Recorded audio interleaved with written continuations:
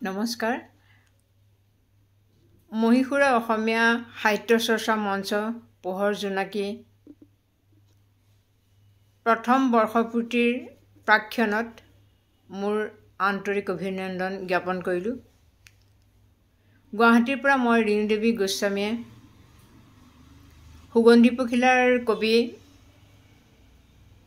শ্ৰদ্ধাৰ হীৰেণ ভট্টাচাৰ্যদেৱৰ এটি কবিতা পাঠ কৰিবলৈ লৈছোঁ। কবিতাটিৰ শিৰোনাম মোৰ দেশ। মোৰ দেশ, মোৰ প্ৰাণৰো প্ৰাণৰ, মোৰ গানৰো গানৰ মোৰ দেশ।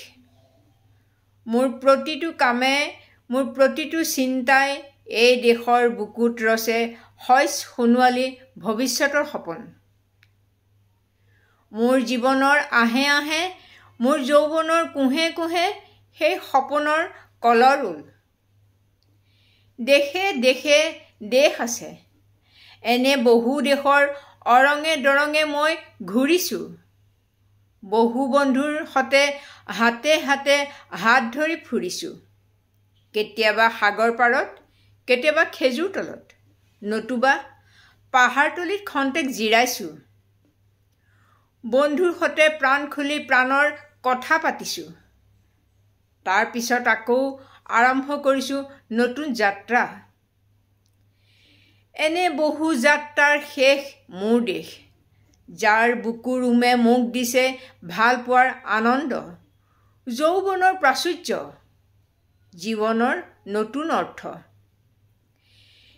এই দেশৰ প্ৰতিটো পুৱাই মোলৈ লুকাই আনে ঐশ্বৰ্যৰ বিপুল সম্ভাৰ। প্ৰতিটো সন্ধিয়াই বৈ আনে স্নিগ্ধ ফুলৰ সুবাস। প্ৰতিটো ঋতুৱে মোক দি যায় জীৱনৰ আশীৰ্বাদ। এই দেশৰ বাবে মই জীয়াই আছোঁ। এই দেশৰ বাবে মই জীয়াই থাকিবলৈ মৰণপণ কৰিছোঁ। ৰনোৱা বনোৱা হালোৱা এই সকলোৰে মাজত মই আছোঁ মোৰ দেশৰ বাবে। অনৈক্যৰ মাজত ঐক্য হৈ, বিৰোধৰ মাজত সংহতিৰ সম্ভাৱনা হৈ মই আছোঁ। জীৱনে মৰণে শয়নে সপোনে এই দেশৰ আহ্বান মই শুনিছোঁ। শত্ৰু মিত্ৰ সকলোকে মই চিনিছোঁ। সিহঁতৰ অন্তৰ মই বিশ্বাসেৰে জিনিছোঁ। শান্তিৰ চৰাইজুৰিক আজলি ভৰাই মই দিছোঁ ভঁৰালৰ এমুঠি ধান, পৰাণৰ একোটি গান। আৰুতো মোৰ একো নাই।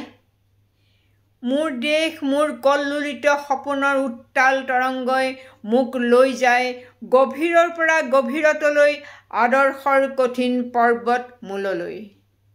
ধন্যবাদ।